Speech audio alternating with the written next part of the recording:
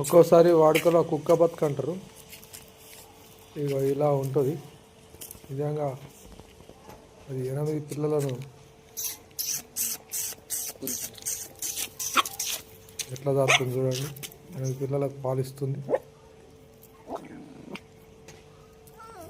చలికి రకరకాల ఇబ్బందులు ఎదుర్కొంటూ ఈ పిల్లలు పెరుగుతున్నాయి. చూడండి తల్లి ప్రేమ. ఈ ప్రేమ మనుషుల్లో రాను రాను మాయమవుతుంది. మాయమైపోతున్నాడమ్మా మనిషి అన్నవాడు, కంటికైనను కానరాడు అని ఒక పాట ఉన్నది. అది భవిష్యత్తులో నిజం కాకుండా మానవత్వంగా అందరూ మెదలాల్సిన అవసరం ఉన్నది. బంధుత్వాలకు విలువనిచ్చి ప్రతి ఒక్కరూ